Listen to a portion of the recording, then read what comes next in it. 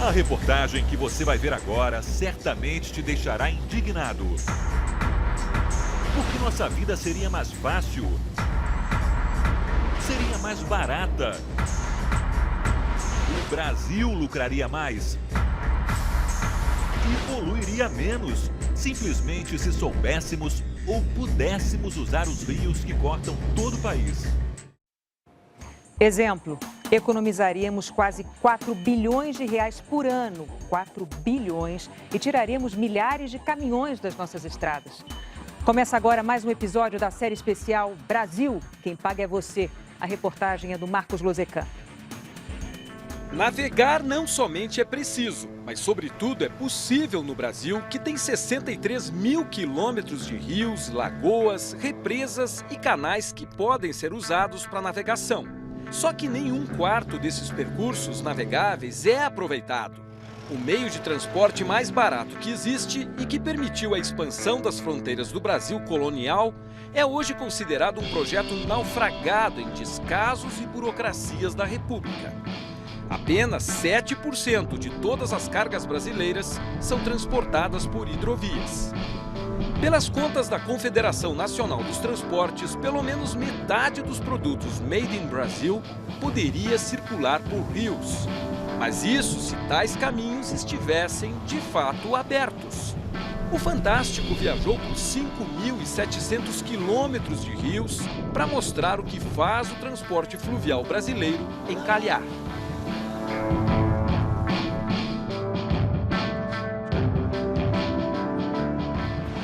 Norte de Mato Grosso. Aqui ficam algumas das maiores e mais produtivas lavouras de soja e milho do planeta. Produzem anualmente 50 milhões de toneladas de grãos. Riqueza que sai daqui em 1.700.000 viagens de caminhão por ano. Média de 4.700 carretas carregadas por dia. São mais de 2.000 quilômetros até os portos do Sudeste e do Sul pela BR-163, para embarcar rumo aos mercados da Europa, Estados Unidos e Ásia.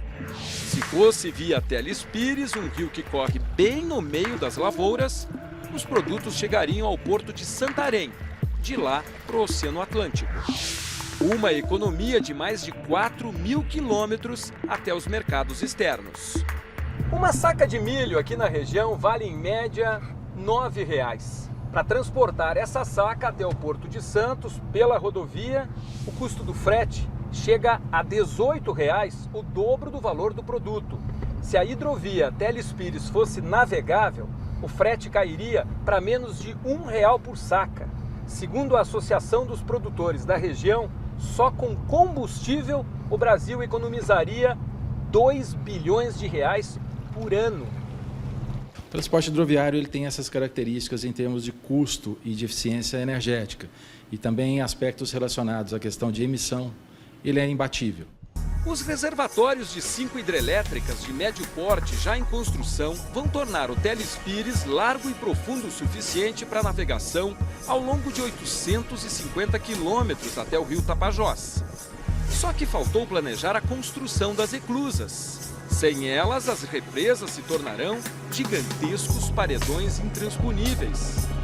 Uma falha dessas no projeto original não somente impede a navegação, mas principalmente encarece a obra quando se decide fazê-la depois.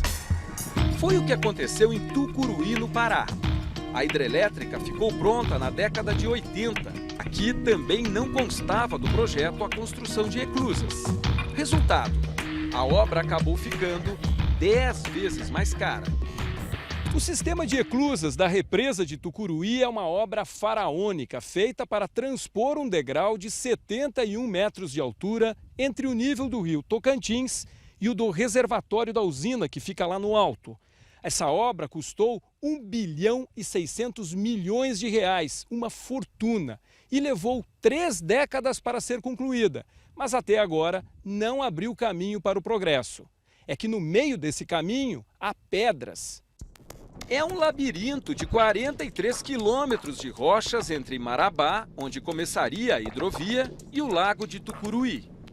O governo inaugurou as eclusas, mas deixou para trás outro projeto igualmente bilionário. a remoção do Pedral do Lourenço.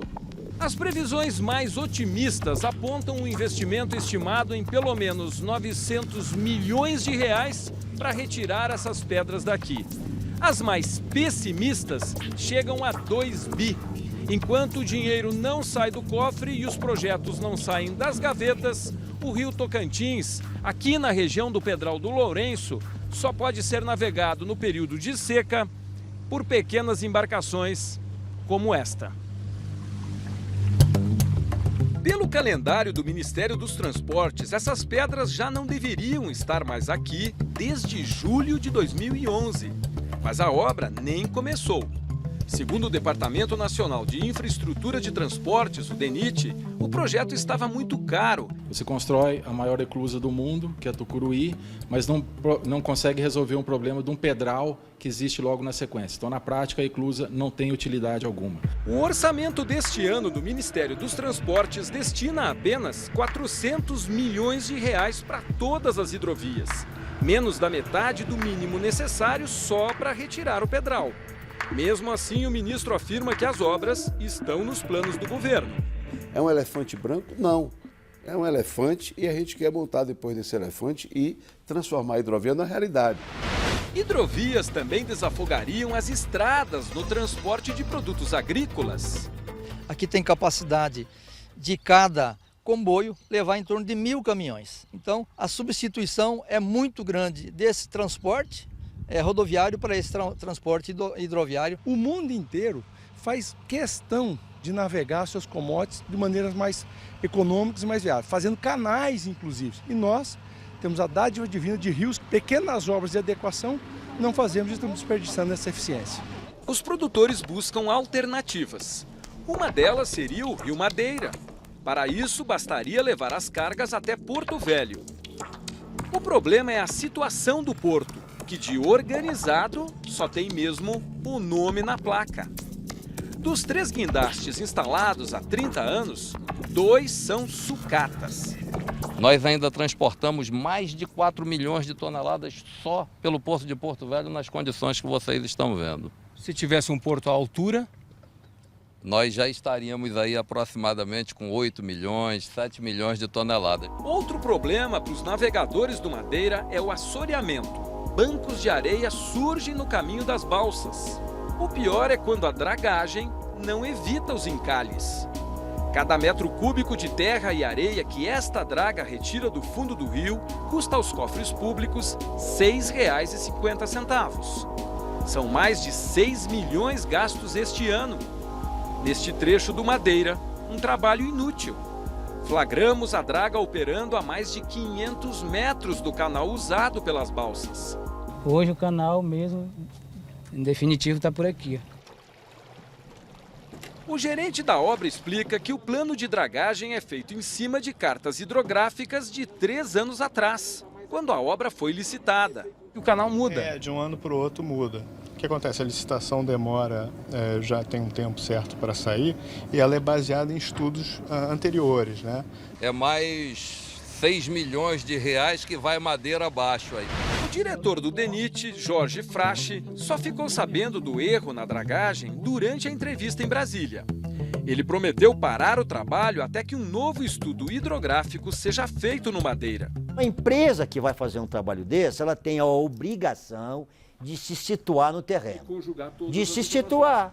Por quê? Porque o rio é um organismo vivo. Se estiver errado de alguma coisa, a própria empresa vai fazer o retrabalho sem cobrar nada para mim. Não muito longe da foz do rio Madeira, Manaus paga o preço do abandono.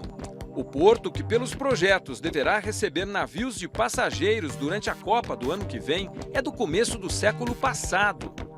O almirante que comanda a Marinha na região amazônica admite que vai ser difícil, para não dizer impossível, fazer a obra a tempo. Mas ele se mostra otimista. Almirante, falta menos de um ano para a Copa. Mas nós acreditamos em milagres. Eu prefiro acreditar que a gente vai entregar a obra e vamos trabalhar para isso. Mas o senhor acredita? Em milagres? Claro que acredito. Sou católico apostólico.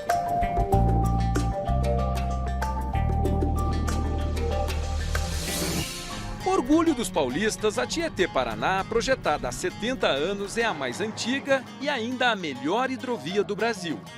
Todas as reclusas já foram construídas junto com as barragens das hidrelétricas. Graças a essas escadas, mensalmente, cerca de 500 comboios de balsas podem descer e subir o rio Tietê. No total, transportam 1.500.000 toneladas de produtos. Fica mais fácil da gente entender se botarmos os números em cima de rodas. São 1.650 caminhões que deixam de trafegar todos os dias pelas rodovias paulistas. A soja e o milho produzidos em Goiás e Mato Grosso do Sul, além de outros produtos da região centro-oeste, são escoados por essa hidrovia e seguem de trem até o Porto de Santos ou de Paranaguá, no Paraná. O problema é que depois de 7 décadas o gargalo ficou pequeno para tanta demanda. Moderno aqui, só a sala de controle. Estreitas demais para os tempos atuais, as reclusas exigem que a passagem de um degrau para o outro seja feita balsa por balsa. Um comboio de 6 embarcações chega a levar 4 horas para transpor uma barragem. A viagem de ponta a ponta na hidrovia de 650 quilômetros, que poderia durar 2 dias, chega a levar 1 semana. Isso quando as balsas, que precisam de pelo menos 1,5 metro de profundidade, não param num banco de areia. Este documento da Marinha mostra que o Tietê chegou a ter apenas 10 centímetros em alguns trechos. Problemas que o ministro promete resolver para aumentar o transporte de cargas pelos rios. Nós temos um plano estratégico de hidrovias para levar de 25 milhões de toneladas para 120 milhões de toneladas num prazo de 11 anos. Pelas contas deste especialista em logística, bastaria investir uma pequena parte do orçamento do Ministério dos Transportes nos rios do Brasil. Quem tem 193 bilhões para fazer rodovia e ferrovia, gastar 10 ou 20 para fazer todas as hidrovias, é muito barato fazer hidrovia. Não se tem uma decisão política de fazer hidrovia. O investimento nas hidrovias ainda é baixo.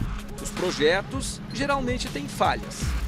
Mas apesar de todos os problemas, o Brasil já tem 17 mil quilômetros de hidrovias, que provam a importância da navegação para a economia brasileira.